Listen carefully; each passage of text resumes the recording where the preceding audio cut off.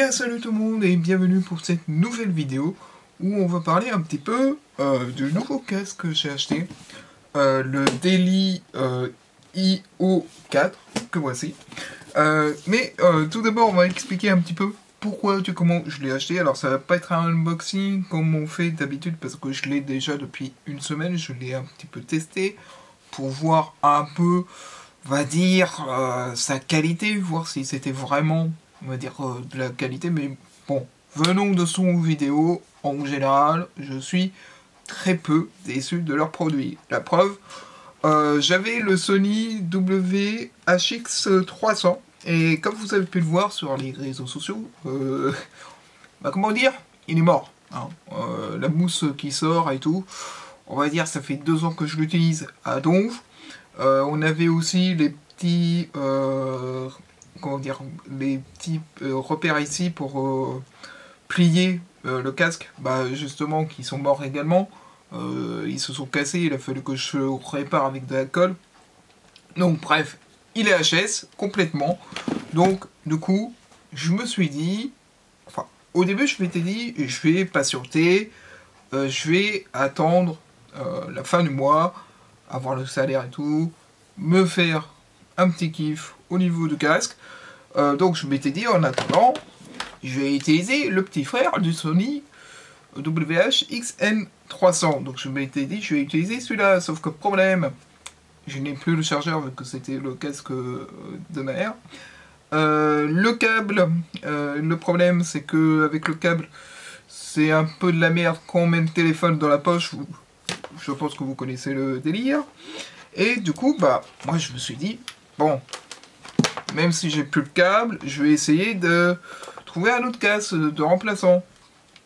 En attendant, et moi j'ai vu ce petit casque à Intermarché, j'ai visé. Alors, au début je croyais que c'était Bluetooth, mais non, c'est filaire. Donc malheureusement, rebelote, problème au niveau du câble, donc ça n'arrêtait pas. Donc j'ai dit, soyons fous, on va l'acheter. Donc j'ai pris le Daily IO4. Voilà, que voici. Donc, superbe casque. Je l'ai payé 218 € parce qu'il était en solde. Je vais remettre tout de même correctement. Hop, tac. Donc il était en solde. Donc normalement il coûte 299 €. Donc il vient avec une petite prise USB type C. Donc que voici. Hein. Il vient avec ce petit USB type C. Et il vient également avec un câble jack également. Donc ce câble jack, je pense pas en avoir besoin. Mais du coup voilà. Alors il est prévu pour une durée de 60 heures. Ouais voilà, c'est marqué d'une batterie de 60 heures. Pour vous donner un ordre d'idée, là aujourd'hui on est lundi. On est combien aujourd'hui? Je sais plus. Je sais plus combien on est. Mais ça fait depuis lundi dernier que je n'ai pas rechargé le casque. Ça fait depuis lundi dernier. Et là, je vais vous dire exactement à combien il est. Alors, ce qui y a l'avantage par rapport au Sony WHX300, c'est qu'on a un petit bouton. Alors, où est l'oreille droite? Voilà, ici. On a un petit bouton, je sais pas si vous allez le voir à la caméra, juste ici, on-off. Plutôt que d'appuyer sur, on va dire, longtemps pour mettre le bouton sur on et compagnie. Donc ce qui fait qu'on a juste à poser le casque et appuyer sur le bouton. Ah, vous voyez, il est à 60% en termes de batterie. Donc ouais. Donc voilà. Donc on a juste à appuyer sur le bouton on-off pour l'activer, le désactiver. C'est ultra simple. Alors, l'inconvénient, je dirais, de ce casque, à part le fait, on va dire, bah voilà, que son prix, c'est tout de même les petits enfin, pas les accoudoirs, mais pour replier ici le casque. C'est un petit peu, j'ai l'envie de dire, fragile. Faut pas être un bourrin. Avec le Sony, on pouvait y aller, c'était vraiment, voilà, ça pouvait se plier tranquille. Mais avec celui-là, j'ai l'impression qu'il faut pas y aller en mode bourrin. Quoi. Et deuxième inconvénient du casque, c'est que il est tout de même un peu lourd. Bah, toujours par rapport au Sony, hein. Ça, on voit bien que là, c'est quasiment que du plastique, à part ici. Mais sinon, là, ici, on le sent. Au poids, c'est vraiment lourd par rapport au Sony. Surtout au niveau des oreillettes. Mais, on va dire que l'avantage pour l'avoir utilisé pendant une semaine, c'est que vraiment, on est tranquille au niveau du son. On est même plus tranquille qu'avec le Sony. Son et vidéo, il m'ont dit, tu vas voir, le Daily, il est encore meilleur que le Sony. Bah, c'était vrai. C'est vrai, il est meilleur que le Sony. Parce que honnêtement, on est vraiment pas dérangé, j'ai envie de dire, par tout le bruit environnement. C'est-à-dire, on peut entendre les voitures, on peut entendre les bruits courants urbains, mais ça va pas nous empêcher plus que ça que d'écouter la musique tranquillement et tout. Alors que sur le Sony, il y avait un avantage tout de même, c'était d'avoir le bouton ambiant, ce qui permettait justement d'écouter, enfin d'avoir le son urbain tout en pouvant écouter sa musique. Malheureusement, des fois c'est vrai que là on était un peu plus dérangé, alors que là, on n'est pas dérangé.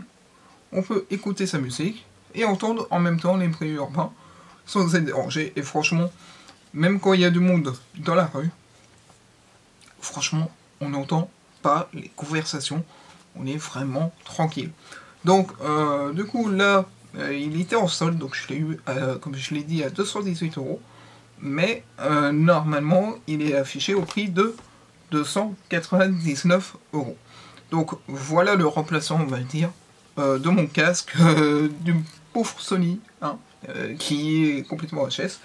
Et en ce qui concerne le JVC, j'ai réfléchi parce que je me suis dit, ce serait bien de tout de même l'investir dans quelque chose, de l'utiliser autrement.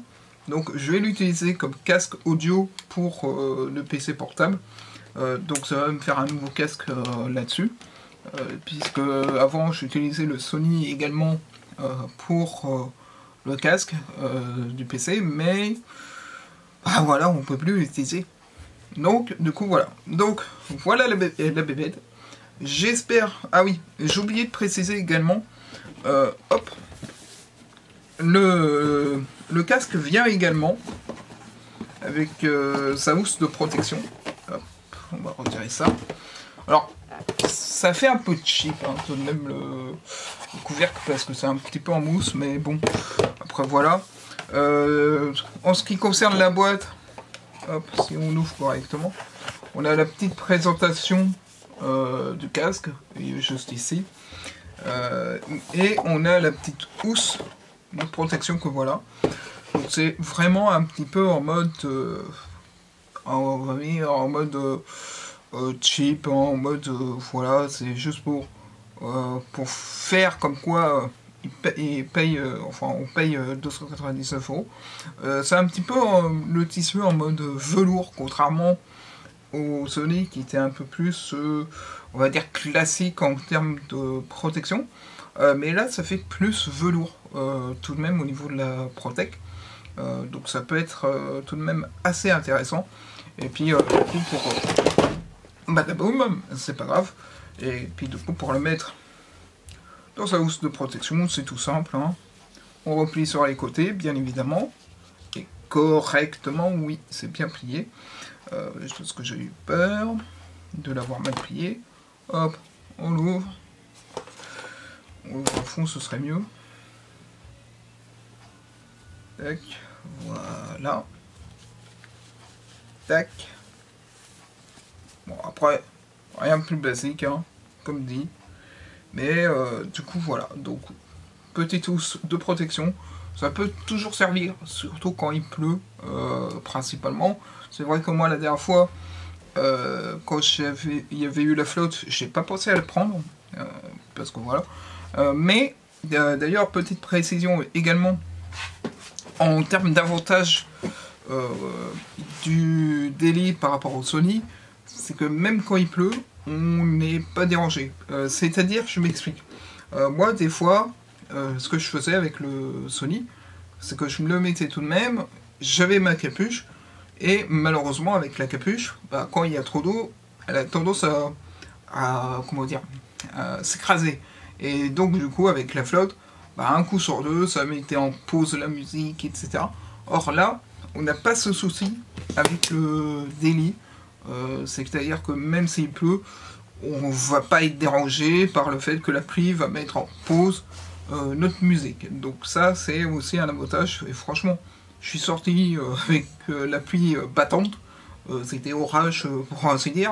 Franchement, j'ai pas été dérangé au niveau de la flotte. Par contre, je vous conseille tout de même de mettre votre capuche si vous écoutez la musique sous la flotte, parce qu'il est tout de même pas waterproof, hein.